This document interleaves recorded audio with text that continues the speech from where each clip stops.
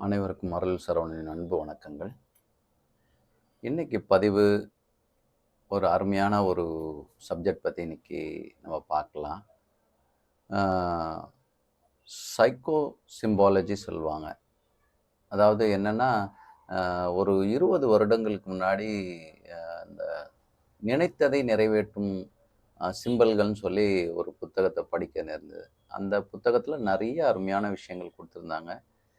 இந்த பதிவுகளில் நம்ம வரும் பதிவுகளில் அது சம்பந்தமான சில விஷயங்களை நம்ம பார்ப்போம். அதில் வந்து முக்கியமான ஒரு விஷயத்தை பற்றி இது பண்ணணும். இதுக்கு வந்து நம்மளுடைய உங்களுக்கு எல்லாருக்குமே தெரியும், நம்மளுடைய கதைகளில் வந்து துரோணாச்சாரியார் கிட்ட வந்து ஏகலைவன் வந்து வில்வித்தை கற்றுக்கிறதுக்காக போகிறான்.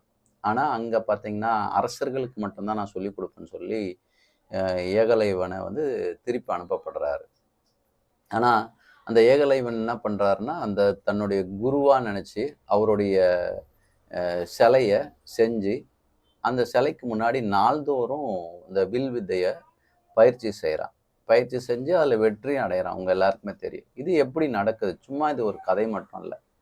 உங்களுக்கு ரொம்ப பிடிச்ச ஒரு கடவுளோ இல்லை குருமார்களுடைய படத்தை வச்சு நீங்கள் சாதாரணமாகவே பூஜை பண்ணிங்கன்னா கொஞ்ச நாளுக்கு மேலே அவங்களுடைய பிணைப்பு உங்களுக்கு கிடைச்சிடும்.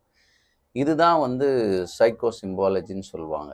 இதில் வந்து என்னென்ன படங்களை வச்சு பண்ணால் நமக்கு என்னென்னலாம் முன்னேற்றங்கள் கிடைக்கும், நமக்கு எந்த விதமான பிரச்சனைகளுக்கு எந்த விதமான படங்களை யூஸ் பண்ணலான்றது தான் இனிமேல் வரக்கூடிய ஒரு பதிவுகளாக இருக்கும். அந்த பதிவுகள் வந்து நீங்கள் அதுக்கேற்ற அந்த பதிவுகளை வந்து நீங்கள் ஃபோட்டோ மாதிரி பிரிண்ட் அவுட் எடுத்தோ அந்த மாதிரி வச்சு நீங்கள் பார்க்கலாம்.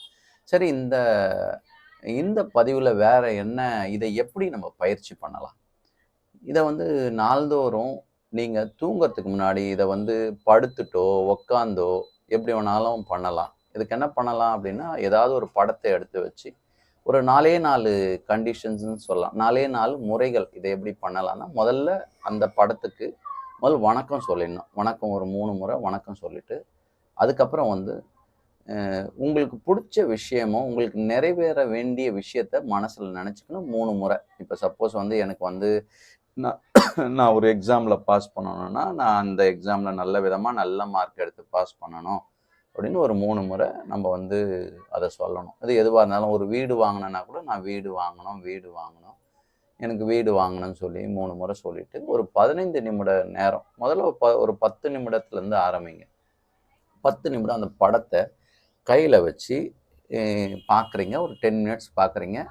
பார்த்துட்டு அந்த படத்தை எடுத்து ஓரமாக வச்சுட்டு அந்த திருப்பி அந்த அந்த படத்துக்கு அந்த 15 நிமிஷம் நீங்கள் பார்த்து முடித்த பிறகும் திருப்பியும் 3 முறை வந்து அந்த உங்களுக்கு என்ன வேணுமோ அந்த விஷயத்த வந்து எனக்கு நான் வீடு வாங்கணும்னு சொல்லிவிட்டு 3 முறை சொல்லிவிட்டு அதுக்கப்புறம் நன்றி சொல்லணும்.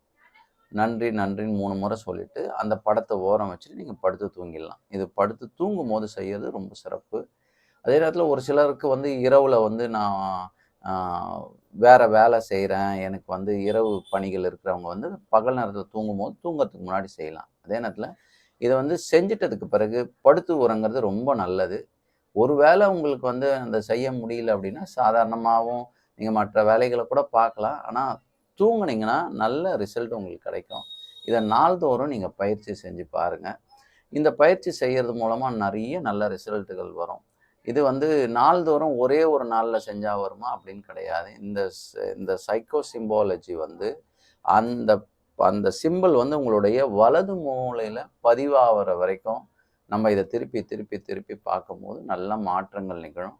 இது வந்து த்ரெட்டாக்குன்னு கூட சொல்லலாம். அந்த பயிற்சிகள் என்னென்னா, நம்ம ஒரு ஒரு குருவோட படத்தையோ ஏதோ ஒன்றத்தை நம்ம ரெகுலராக நாள்தோறும் திருப்பி திருப்பி திருப்பி திருப்பி தூங்குகிற சமயத்துலேயோ தியானம் பண்ணுற சமயத்துலேயோ நம்ம இந்த சிம்பல்களை நம்ம பார்க்கறது மூலமாக அது வந்து நம்மளுடைய ஆழ் மனசுக்கு போய் நமக்கு ஒரு நல்ல மாற்றத்தை கொடுக்கும். அடுத்த பதிவுகளில் என்னென்ன சிம்பிள் என்னென்ன வேலைகள் செய்யும்னு பார்க்கலாம். அடுத்த பதிவில் சந்திப்போம். அடுத்தடுத்து ஒவ்வொரு சிம்பல்களும் என்னென்ன வேலை செய்யுன்றதை போடுறேன். அதை நீங்கள் வீட்டில் பயிற்சி பண்ணுங்கள். இந்த இது உங்களுக்கு பிடிச்சிருந்தா அடுத்தவங்களுக்கும் ஷேர் பண்ணுங்கள். வாழ்த்துக்கள். வாழ்க வளமுடன்.